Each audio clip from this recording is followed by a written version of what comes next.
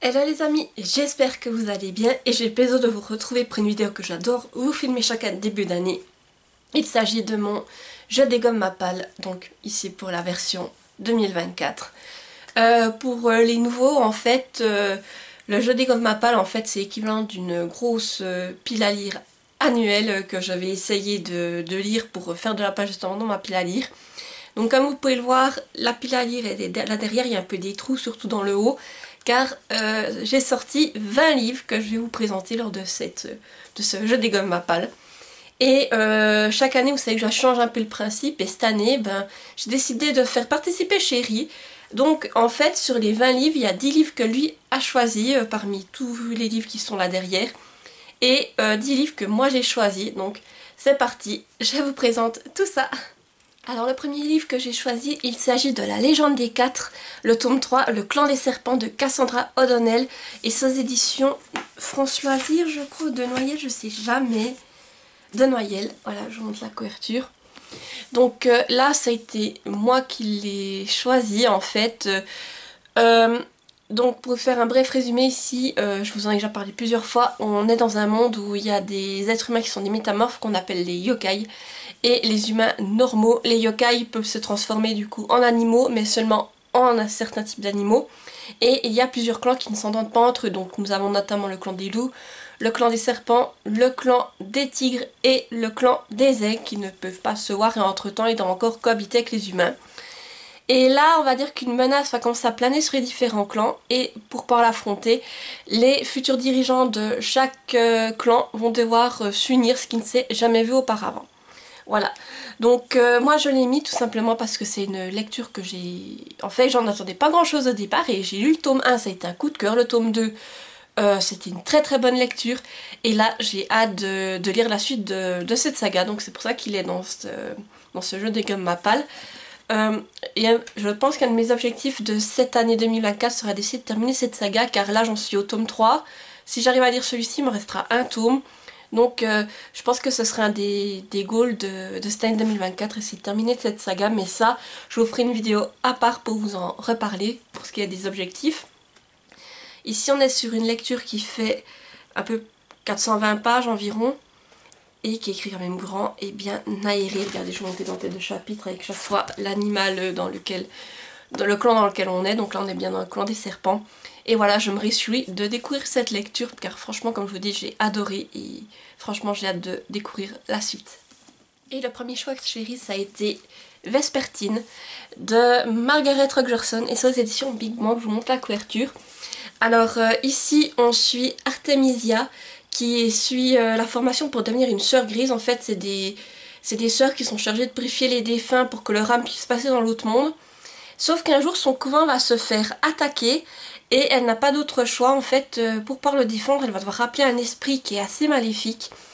Et cet esprit va la posséder. Voilà pour ce que je me rappelle du résumé, en bref. Alors c'est Chéri qui m'a mis ce livre car il sait que ça fait un moment qu'il est dans ma pile à lire et qu'il me fait très envie. Et que je suis fan du... J'ai l'édition collector, donc je suis fan du jaspage. Regardez-moi cette beauté et la couve, quoi, j'adore.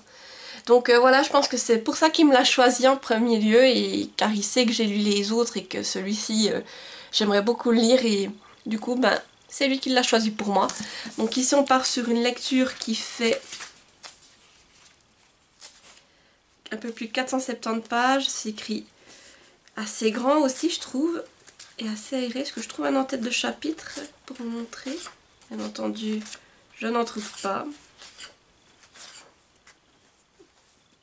Il n'y a pas de chapitre dans ce livre. Ah là, voilà, une en-tête de chapitre. Et je viens de revoir quelque chose qui était absolument magnifique, regardez. Ça me donne pas envie.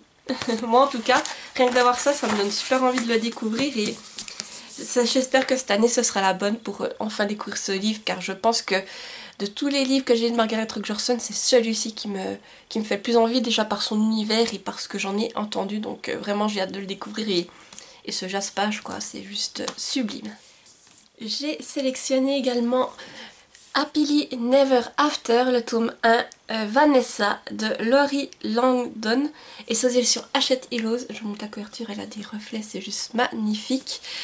Ici donc on est sur une réécriture qui parle d'Ursula, et plus particulièrement de Vanessa. On dit que Ursula justement est devenue Vanessa et qu'elle s'aventure sur la Terre pour la première fois dans le but de rechercher le pouvoir ultime qui lui permettra de se venger de ses congénères. Sauf qu'en arrivant sur Terre, elle va rencontrer André Barros, un simple humain dont elle va tomber amoureuse. Voilà, pour le résumer. Donc c'est une lecture que j'ai très envie de me lire depuis un certain temps, car j'ai vraiment hâte de voir en fait tout ça sous le point de vue de Vanessa, et une histoire d'amour avec entre guillemets Ursula. Ça peut être intéressant, je me dis, donc c'est vraiment quelque chose qui me fait très envie. Et cette fois j'ai craqué, donc je me suis dit que dans cette pile à lire il fallait quand même un peu de Disney, donc voilà, j'ai donc choisi ce livre-ci pour mettre dans ce Je dégomme ma palle de cette année, et j'espère vraiment le lire. En plus j'adore cette couverture, et j'espère vraiment passer un moment, surtout que l'année passée j'ai lu plusieurs écritures concernant des Disney, et j'ai vraiment adoré les toutes dernières que j'ai faites, donc j'espère vraiment être surprise en bien avec ce livre. Ici on part sur une lecture qui est aussi un beau bébé, il fait plus de 450 pages. En fait, je crois que tous les livres que je viens de vous présenter, ils font plus de 400 pages, tous. Et c'est écrit aussi assez grand, assez aéré, voilà. Mais vraiment, j'ai hâte de découvrir l'histoire de Vanessa alias Ursula. Et Chérie m'a également mis le dernier tome de la saga Neil. Donc là, c'est le tome 3. La colère de Neil, de Lynn Matson, aux éditions Pocket Jeunesse. Je vous montre la couverture. Pour le bref résumé également, Neil, en fait, c'est une île paradisiaque sur laquelle vous vous réveillez. Et en fait on vous apprend que vous avez en fait 365 jours pour prendre une des portes qui apparaît aléatoirement sur l'île. Sinon vous mourrez, et il y a plein de dangers qui rôdent sur cette île, bien sûr, sinon ce ne serait pas marrant. Donc on va suivre des jeunes qui sont sur cette île et qui vont essayer de percer ses secrets et de la détruire. Voilà.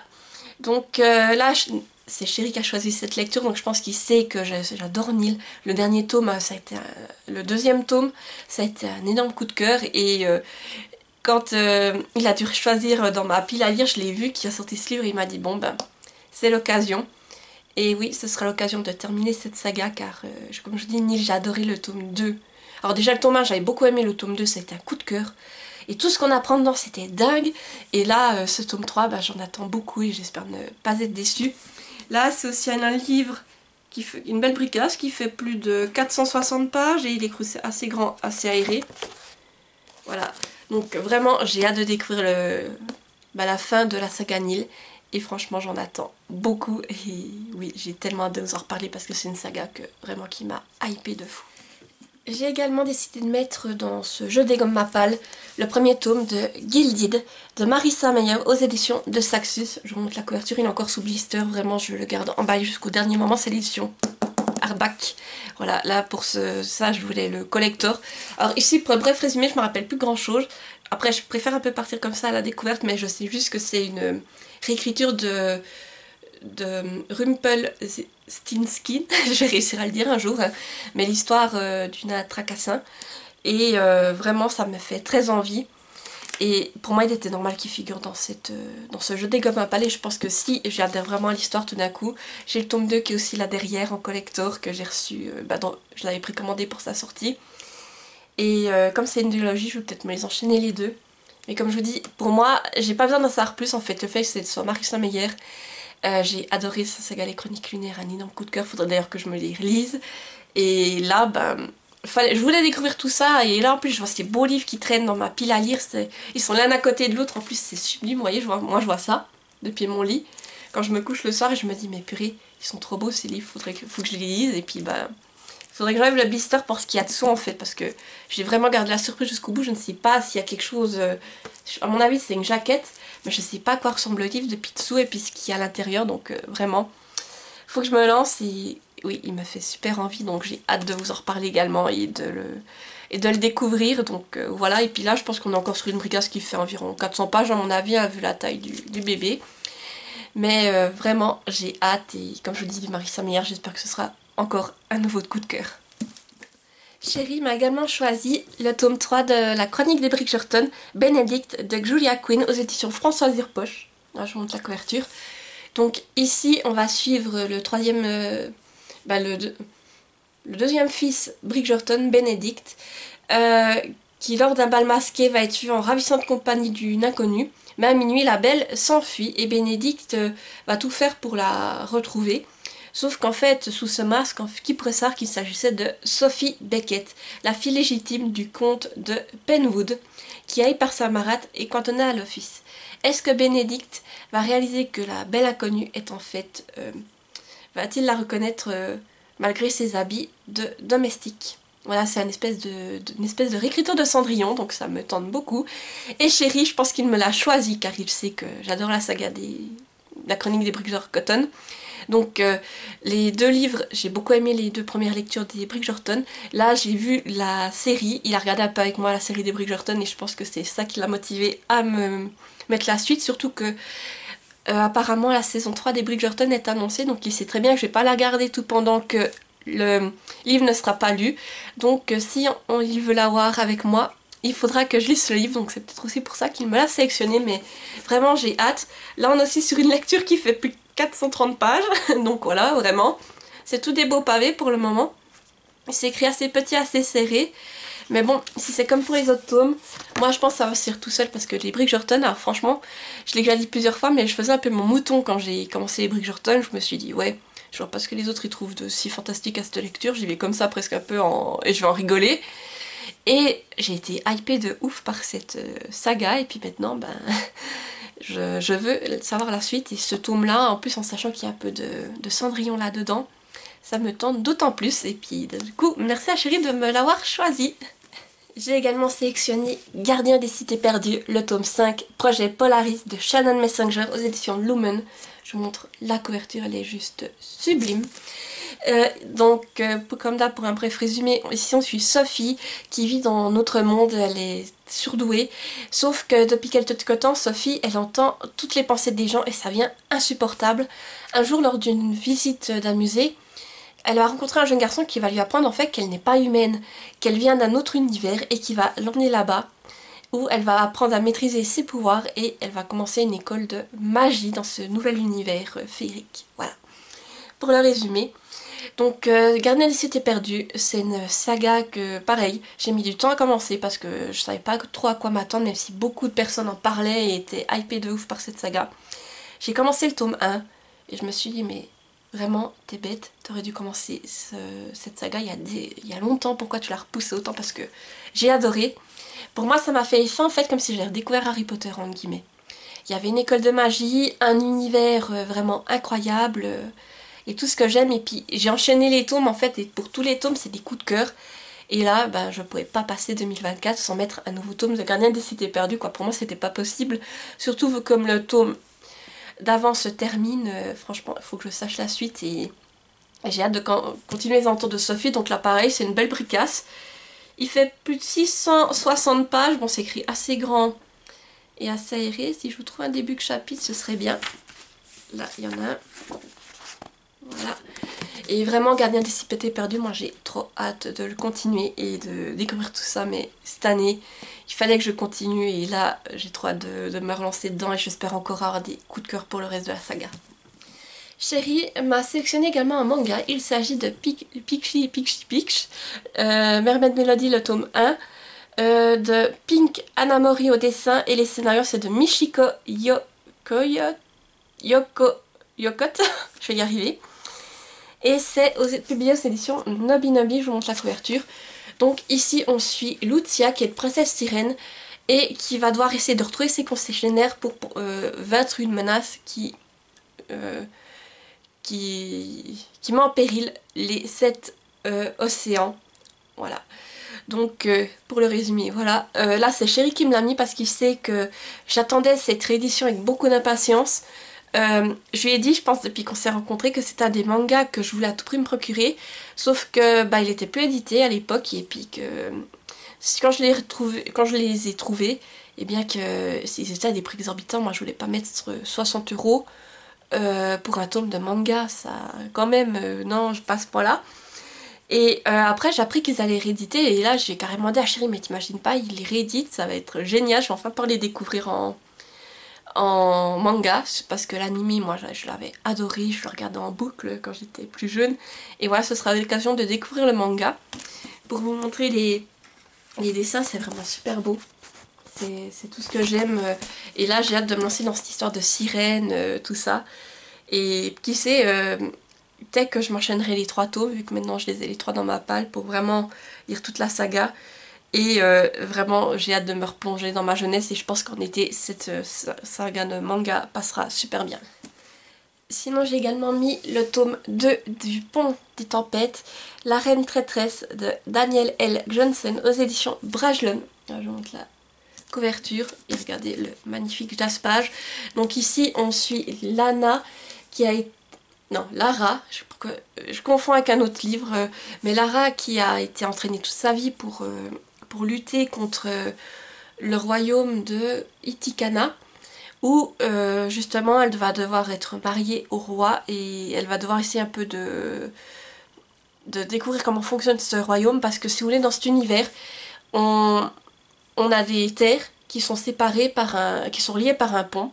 Et le pont justement est un pays, c'est Itikana, et c'est lui qui dirige les échanges commerciaux. Donc le père de Lara, qui est le roi d'une des contrées, ça l'arrange pas vraiment. Donc il décide d'envoyer sa fille la marier au roi d'Itikana en espérant qu'elle puisse lui révéler des secrets pour qu'il puisse attaquer ce fameux pont et en prendre le contrôle. Voilà, pour le résumer.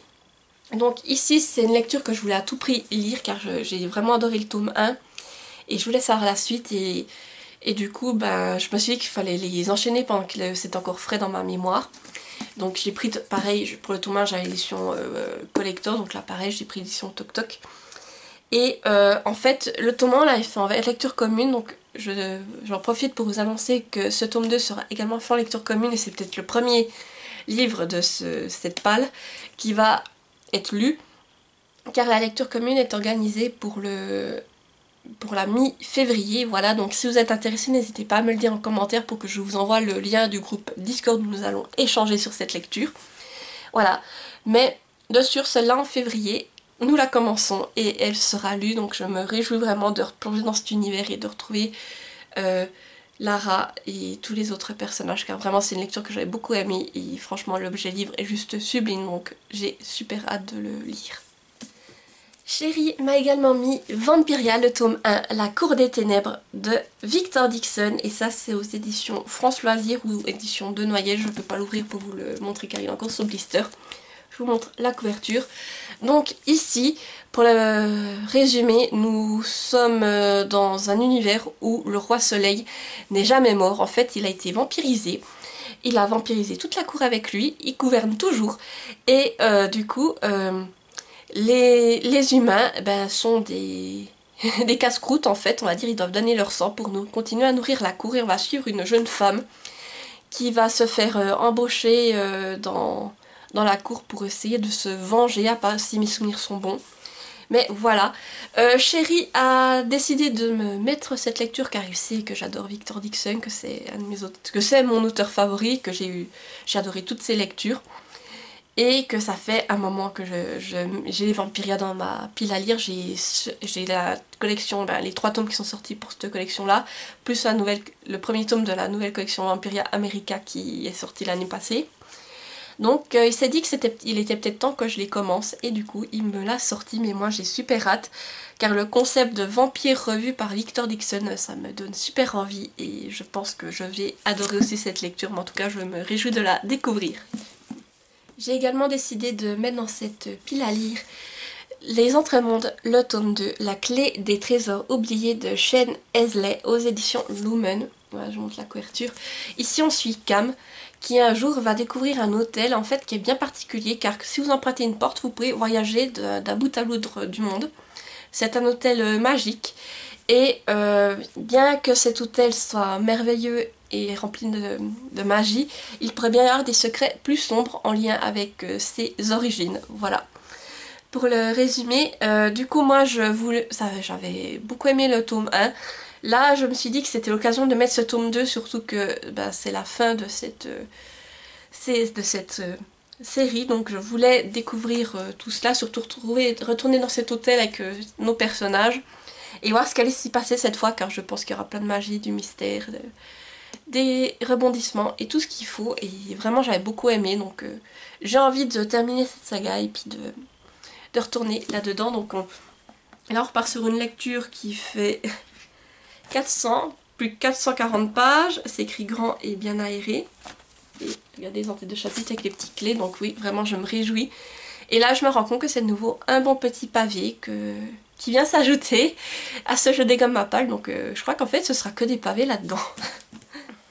Chérie m'a également mis Chair de poule, Monsterland, le tome 2, Le fils de Slappy de R.L. Stine, aux éditions Bayard Frisson. Là je vous montre la couverture.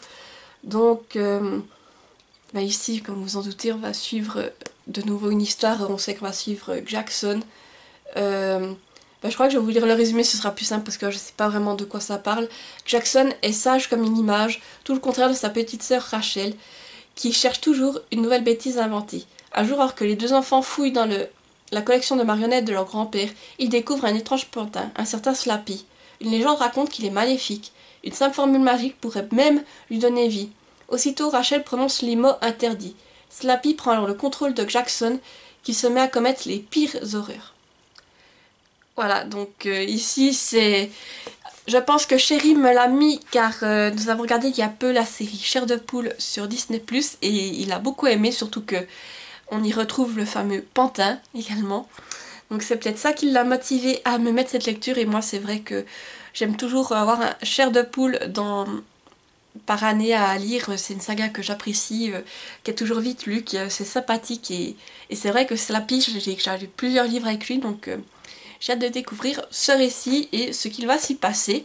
Alors là, on n'est pas sur un pavé cette fois, on est sur une lecture qui fait un peu plus de 170 pages, c'est écrit grand et assez aéré. Donc voilà, une lecture un peu plus petite, ça change également, mais que j'ai hâte, et je pense qu'il passera peut-être bien en période d'Halloween.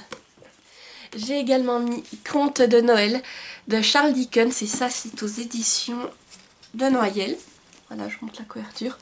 Où c'est qu'ici, en fait, on reprend plusieurs contes de Dickens, dont notamment celle de Scrooge et des Trois Fantômes. Donc c'est un livre que j'ai envie de découvrir depuis un moment, et je me suis dit que c'était l'occasion de le mettre dans ce jeu des gommes à pal en espérant le lire. En période de Noël, je pense qu'il passera super bien. Et c'est vrai que c'est quelque chose que j'ai envie de découvrir et qui me fait très envie. J'ai jamais lu Dickens, donc c'est l'occasion de voir sa plume et surtout de découvrir ce fameux conte qui est mythique, ainsi que d'autres. Ici on est sur une lecture aussi, c'est un beau petit pavé vu comme ça. Il fait 380, un peu plus de 380 pages, et il écrit quand même assez petit, assez serré, mais voilà. J'ai hâte de découvrir tout ça, et je pense qu'en période de Noël il passera super bien. Chérie m'a également mis City of Villains, le tome de Crochet et cicatrices d'Estelle Laure aux éditions Hachette Heroes. Je vous montre la couverture que j'adore. Ici, pour vous résumer le tome 1, on suivait Marie-Elisabeth qui, après les cours, a réussi à décoter un stage à la police où elle enquête justement sur la disparition de plusieurs lycéens. Et ces disparitions pourraient être liées à quelque chose de bien plus maléfique, surtout qu'on est dans un monde où la magie a disparu et les personnes qui descendent de magiciens sont traitées comme des parias. Voilà pour le résumé. Et alors j'avais lu le tome 1, j'avais beaucoup aimé. Et Chérie, je pense que je lui en avais parlé ou que j'avais dit, ou je sais pas si c'est la couve qui a donné envie, mais il me l'a mis, et je pense que c'est cool que je puisse le lire cette année, car comme je vous dis, j'ai encore le tome 1 en tête, et j'adore comment tout cela va évoluer, surtout qu'il y a toujours un lien avec les méchants Disney là-dedans, donc j'ai hâte de voir tout ça. Et je crois que j'avais vu que le tome 3 est prévu va sortir en anglais, je crois, cette année, donc j'espère qu'il sera traduit en français prochainement pour que je puisse avoir le dernier tome de cette histoire. Ici on part sur une lecture qui fait un peu plus de 280 pages, c'est écrit quand même assez grand et assez aéré comme vous pouvez le voir. Mais voilà, c'est vrai que je me réjouis de retrouver dans cet univers qui est un peu plus sombre, et de voir justement comment toute la citation du tome 1 va évoluer dans ce tome 2. J'ai également mis dans cette pile à lire Les enfants d'Aliel, le tome 1, le grand éveil de Sarah Schneider, c'est aux éditions Le Chien qui pense, donc la couverture. Et je vous lis le résumé parce que c'est vrai que là, j'ai un peu peur de m'en mêler les pinceaux en vous faisant un résumé de tête. Lila fuit pour sa survie. Son poursuivant sur ses talons, elle se faufile entre racines et fourrés. Lorsqu'il gagne du terrain, elle en appelle à cette nature dont elle se sent si proche, afin qu'elle lui vienne en aide. Étrangement, l'individu n'est que très peu gêné par la végétation qui se dresse alors sur son passage. Au sortir du bois, à bout de souffle, la jeune femme contourne une cuvette herbeuse où le sol s'est affaissé. Sans parvenir à se l'expliquer, elle sait que la doline surplombe une faille vertigineuse dans la roche. Elle s'avance jusqu'au fond du trou. La créature avance elle aussi. Comme le dernier souhait d'une condamnée, Lila visualise le fond de la cuvette qui s'effondre sous le poids de son agresseur et le sol avale la bête. Voilà, donc là c'est plus, j'ai l'impression, une citation, mais je sais qu'on part dans un univers un peu fantastique qui me fait vraiment, qui me tente vraiment beaucoup. Et je vous avoue que je l'ai mis parce que ça fait un mois qu'il est dans ma palle et j'ai déjà vu l'autrice plusieurs fois et je vous avoue que elle est super sympa, j'adore échanger avec elle, mais chaque fois j'ai un peu honte de lui dire oui, je suis désolée, mais j'ai toujours pas lu ton livre. Franchement, je vous dis, j'ai vraiment... Et comme je m'entends super bien avec elle, chaque fois je me dis mais non, mais c'est horrible, t'as toujours pas lu son livre, t'es affreuse. Et bah cette fois j'ai envie de pouvoir remédier à ça, donc c'est pour ça que je l'ai mis dans cette pile à lire. Et j'espère vraiment pouvoir y remédier et ainsi pouvoir lire la suite de cette saga. Ici on part sur une lecture qui fait un peu plus de 370 pages. C'est écrit... L'écriture c'est assez standard je dirais. Et c'est assez serré. Voilà, je vous montre un début de chapitre. Mais voilà, j'ai vraiment hâte de découvrir ce livre. Et puis, comme je vous dis, ça fait je pense des années qu'il est dans ma pile à lire. Et qu'il faut vraiment que je le sorte et que j'enchaîne avec cette saga pour pouvoir découvrir la suite. Chérie m'a également mis La face cachée de Margot de John Green aux éditions Gallimard. Voilà, je vous montre la couverture. Et je vous lis le résumé parce que là, je ne me rappelle plus vraiment de l'histoire. Margot Roth Spiegelman, le nom qui fait fantasmer Quentin depuis toujours, alors forcément quand elle s'introduit dans sa chambre un soir pour l'entraîner dans une expédition vengeresse, il la suit. Mais au lendemain de leur folle nuit blanche, Margot a disparu. Quentin saura-t-il décrypter les indices qu'elle a laissés derrière elle? Un road trip jubilatoire jalonné de vérités profondes sur l'amour, la mort et la désillusion. Donc, c'est un livre qui est aussi là depuis des années dans ma pile à lire. Et Chérie me l'a sorti, mais... Alors, je vous avoue que je me demande s'il ne me l'a pas sorti parce qu'on a vu qu'il y a le film sur Disney+. Et je me demande s'il n'a pas envie de le regarder, mais comme il sait que moi, si j'ai pas lu le livre, je ne regarde pas le film. Alors est-ce qu'il s'est dit, je vais lui mettre, comme ça, le lit, et après on peut se regarder le film. Donc voilà un peu l'hypothèse que j'ai, ou sinon c'est juste parce qu'il sait que j'ai beaucoup aimé Nos étoiles contraires, il s'est dit, bah c'est le même auteur, alors on lui met celui-ci. Voilà, donc à voir, mais c'est vrai que c'est un livre, ça fait des années qu'il faudrait que je lise, et puis là ce sera l'occasion de le découvrir. Ici on part sur une lecture qui fait un peu plus de 380 pages, et c'est écrit quand même assez petit, assez serré. Et si je trouve un début de chapitre pour vous montrer. Voilà. Mais c'est vrai que oui, ça fait des années qu'il dort dans cette palle, et je pense qu'il est temps vraiment qu'il en sorte aussi. J'ai également mis Le fantôme de Danielle Steele aux éditions Pocket. Voilà, je vous montre la couverture.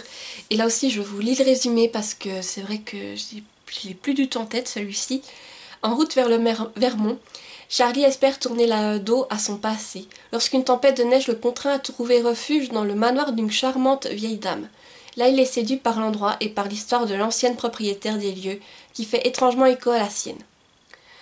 Voilà, donc c'est un livre, je sais pas pourquoi, c'est le titre qui m'attire, l'histoire de fantômes. Je me demande s'il y aura un peu de paranormal là-dedans, ou qui sais-je, peut-être un peu d'historique. Donc c'est ça qui m'attire et que je me suis dit, oui, j'ai envie de lire un Danielle Steele cette année, donc c'est l'occasion.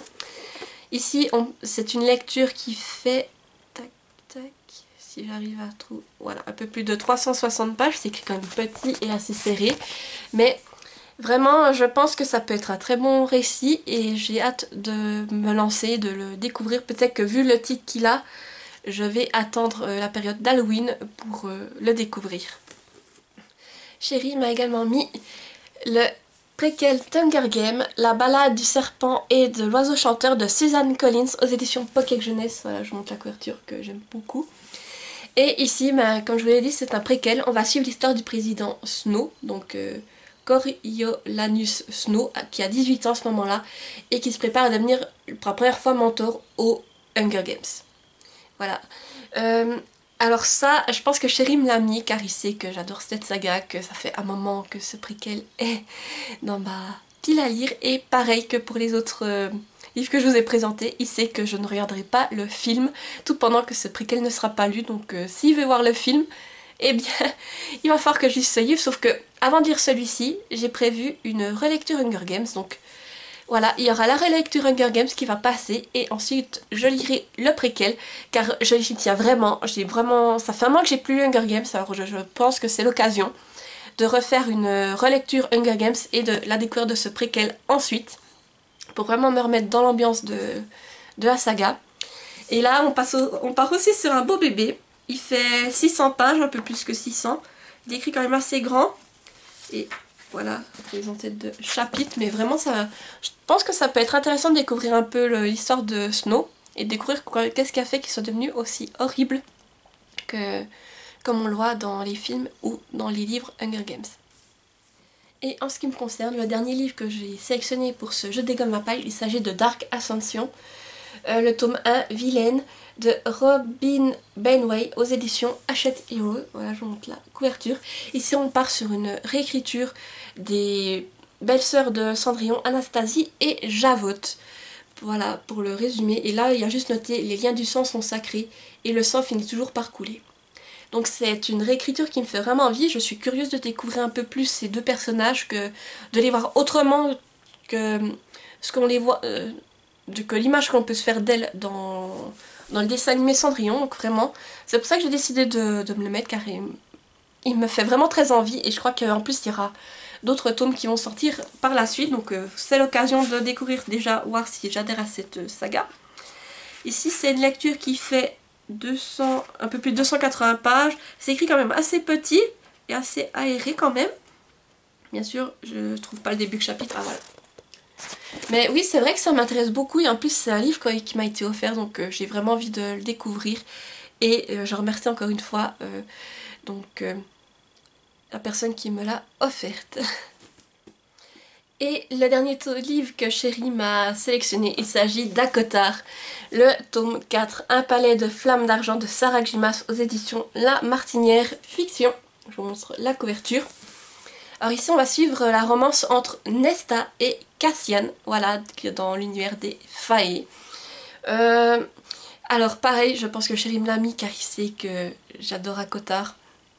Que vraiment ça fait un mois aussi qu'il est dans ma pile à lire et que j'ai envie de le découvrir, donc je pense que c'est pour ça que c'est lui qui me l'a sélectionné. Et pour la petite anecdote, en fait, je pense qu'il y a aussi qui me l'a sélectionné aussi parce que j'avais dit que Acotar, j'avais adoré le tome 1, le tome 2 et le tome 3, j'étais un peu moins dedans, tout simplement car c'était le début de notre rencontre. Et je me rappelle encore qu'au moment où je lisais le tome 2 d'Acotar et le tome 3, on était en train de s'écrire et dès qu'il m'écrivait, ben vous voyez, comme c'est au début d'une histoire d'amour, ben je posais le livre et je lui répondais quoi. Et des fois, je veux dire, je posais le livre plusieurs fois par page, donc j'étais pas à fond dedans. Donc c'est vrai que ça m'a peut-être fait sortir un peu de cette euphorie de cette histoire en fait. Et du coup, pour l'occasion, ben, je vais me relire la saga Acotar et ensuite enchaîner avec ce tome 4. Pour vraiment voir ce que j'en pense, et surtout en enchaînant les tomes, peut-être que les informations seront plus fraîches dans ma mémoire et que justement peut-être que mon avis sera différent de ma première lecture. Alors après, le tome 1 c'était un tome que j'avais adoré et les autres tomes aussi ça avait été des bonnes lectures, mais peut-être que ce sera des coups de cœur. Et ensuite j'enchaînerai avec ce tome-ci sur Nesta. Donc là on part aussi sur un beau bébé, il fait plus de 800 pages celui-là. Ah ouais, c'est le beau bébé. Il est écrit quand même assez grand et assez aéré. Voilà, je vous montre là une tête de chapitre. Mais voilà, j'ai vraiment hâte de replonger dans cet univers et de redécouvrir toute la saga Acotar. Et voilà, j'arrive au bout de cette vidéo, j'espère qu'elle vous aura plu. N'hésitez pas à me dire en commentaire si vous avez lu certains de ces livres et ce que vous en avez pensé. Aussi, il y a des livres tout simplement qui vous tentent que je lise pour vous de faire un avis dessus. Et dites-moi aussi si vous aussi, il y a des livres que vous avez décidé de lire pendant cette année qui vous font vraiment envie. Et si comme d'habitude vous êtes trop timide pour laisser un commentaire, mettez-moi un emoji. Donc pour l'emoji de cette vidéo, mettez-moi soit le gant de boxe, ou si on reste sur l'emoji du t-shirt, vous voyez que j'ai des Pokémon qui sont en train de boire un milkshake, mettez-moi un emoji milkshake, voilà. Si cette vidéo vous a plu, n'hésitez pas à laisser un petit pouce en l'air pour me soutenir, à activer la petite cloche pour ne pas rater les prochaines vidéos qui vont sortir sur la chaîne, et à vous abonner car ça me fait toujours plaisir et ça me motive à vous proposer du nouveau contenu. Et sur ce, moi je vous dis à tout bientôt pour une nouvelle vidéo et portez-vous bien, bye bye.